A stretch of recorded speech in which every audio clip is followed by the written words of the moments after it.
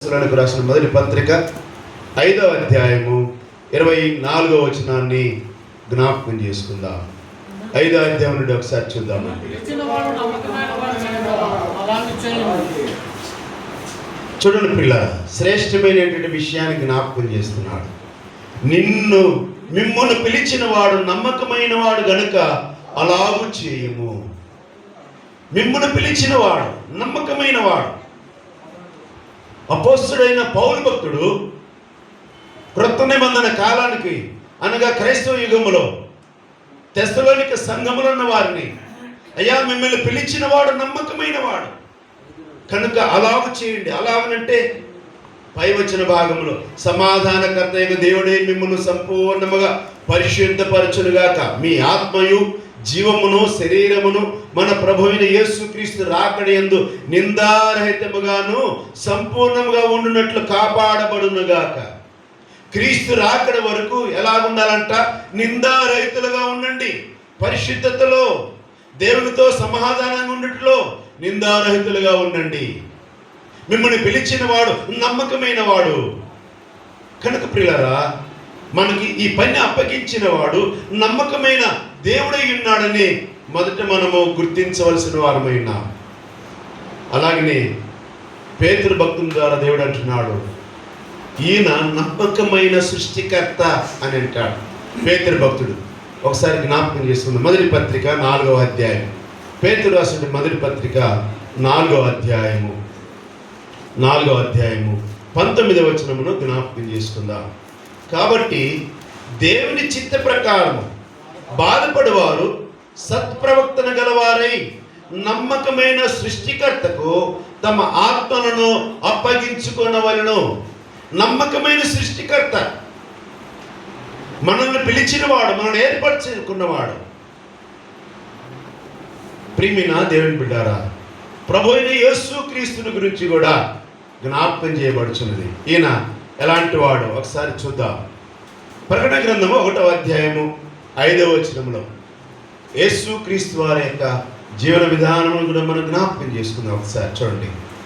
మొదటి అధ్యాయము 5వ వచనం, నమ్మకమైన సాక్షియు మృతుల్లో నుండి ఆది సంభూతుడుగా లేచిన వాడును భూపతులకు అధిపతినైన యేసుక్రీస్తు నుండి కృపా సమాధానం మీకు కలుగునుగాక. గమనించారండి? నమ్మకమైన సాక్షి, మృతుల్లో నుండి ఆది సంభూతుడుగా లేచిన వాడు, భూపతులకు అధికారి అయిన యేసుక్రీస్తు వారు నమ్మకమైన సాక్షి. అవునండి, దేవుడు తనకు తండ్రిని దేవుడు అప్పగించిన పనిని నమ్మకముగా భూలోకంలో జరిగించి మన పాపము నుండి శాపముడి విమోచకుడికి కారకుడయ్యాడు ప్రభువైన యేసుక్రీస్తు వారు. దేవుడు అప్పగించిన పనిలో ఎక్కడ కూడా తప్పిపోలేదు. నమ్మకమైన సాక్షి ప్రభువైన యేసుక్రీస్తు.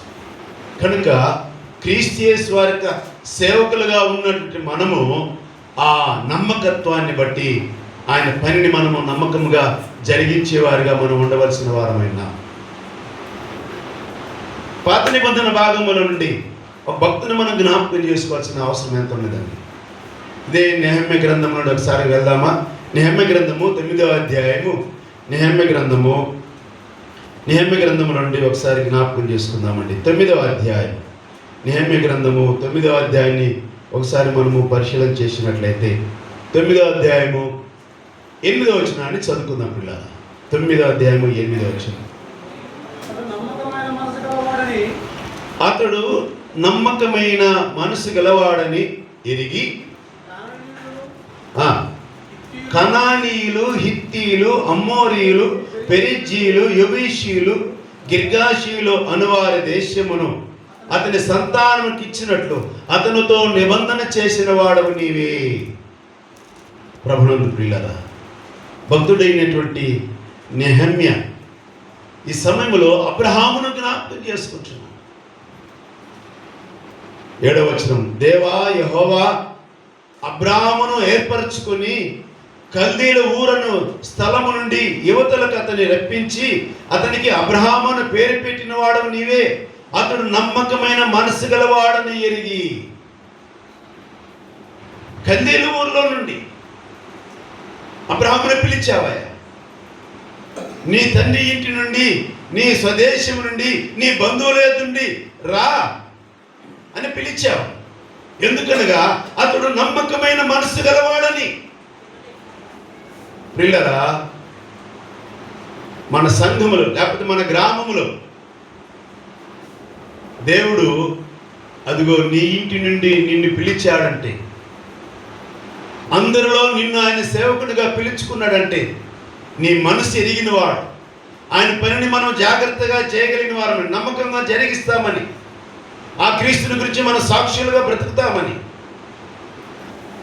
దేవుడు మనల్ని ఏర్పాటు చేసుకున్నాడు. అయితే అబ్రహాము వలె నమ్మకమైన మనసు కలిగిన వారముగా ఉన్నామా లేదా ఒకసారి పరిశీలన చేసుకోవాలి. అయితే అన్నాడు దేవుడు, అబ్రహాముకు వాగ్దానం ఇచ్చాడు, అయ్యా నీవు నమ్మకమైన మనసు కలిగిన వాడు అబ్రహాము అని నువ్వు ఎరిగి, ఎవరు జీవిస్తున్నారు కనానులో? కనానీయులు, హిత్తీయులు, అమ్మోరీయులు, పెరిజ్జీయులు, యెబూసీయులు, గిర్గాయులను వారు నివసిస్తుంటే వారందరిని బయటికి తరిమి అబ్రహాము సంతానికి స్వాస్థ్యముగా ఇచ్చావు కదయ్యా.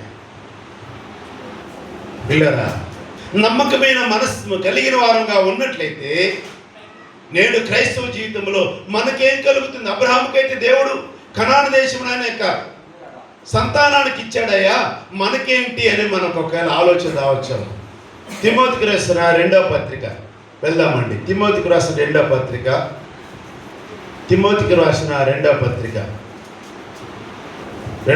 4వ అధ్యాయం 6, 7 వచనాలు ధ్యానం చేద్దామండి. తిమోతికి రాసిన 2వ పత్రిక 4వ అధ్యాయము 6, 7, 8 వచనాలు చూద్దామా? నేనిప్పుడే పానాత్మగా పోయబడుచున్నాను, నేను వెడలిపో కాలం సమీపమైనది, మంచి పోరాటము పోరాడి తిని, నా పరుగు కడముట్టించి తిని, విశ్వాసమును కాపాడుకుంటుని, ఇక మీదట నా కొరకు నీతి కిరీటం ఉంచబడినది. ఆ దినమందు నీతి గల న్యాయాధిపతి అయిన ప్రభు అది నాకు మాత్రమే కాకుండా తన ప్రత్యక్షతను అపేక్షించు వారందరికీ అనుగ్రహించును. నెహెమ్యా భక్తుడు అబ్రహాముడి గురించి జ్ఞాపకం చేస్తున్నాడు. అయ్యా, కనాను దేశంలో ఉంటే అబ్రహాము ఆయన పిలిచి అబ్రహాముగా ఆశీర్వదించి, ఆయన నమ్మకమైన మనసు గలవాడైనందున ఎరిగిన వాడవై ఆయన సంతానమునకు వాగ్దానం పెట్టి కనాన్ని ఇచ్చావి.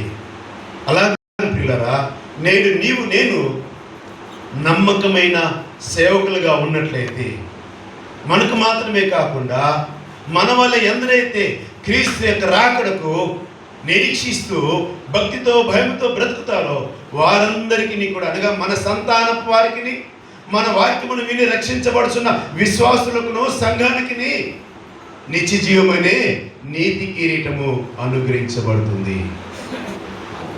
వారు పొందిందైతే తాత్కాలికమైనటువంటి వాగ్దాన భూమి, కానీ మనం పొందబోతున్నది పిల్లరా 2వ కొరింథీయులకు రాసిన పత్రిక 5వ అధ్యాయము 1వ వచనము, దేవుని చేత కట్టబడినటువంటిది పరలోక రాజ్యమును మనం పొందుకుంటామండి. ఒకసారి చూద్దామా?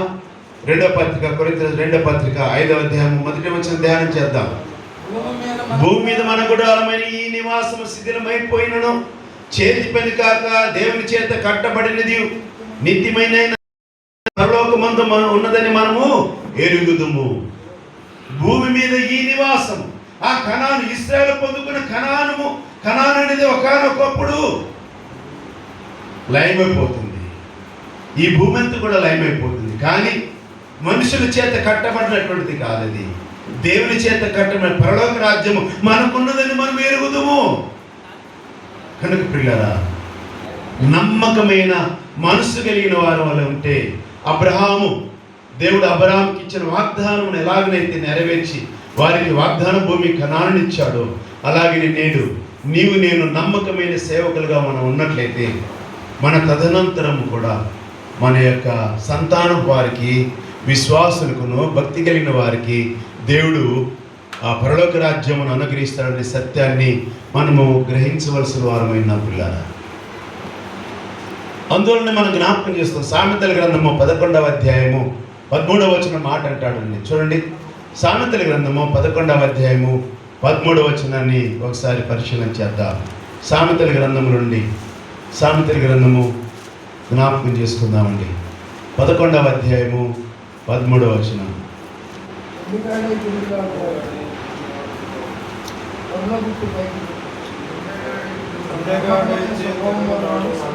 కొండెగాడై తిరుగులాడువాడు పరుల గుట్టు బయట పెట్టును, నమ్మకమైన స్వభావం గలవాడు సంగతి దాచును. ప్రియమైన వాళ్ళారా, ఇక్కడ నమ్మకమైన స్వభావం కలిగిన వాడు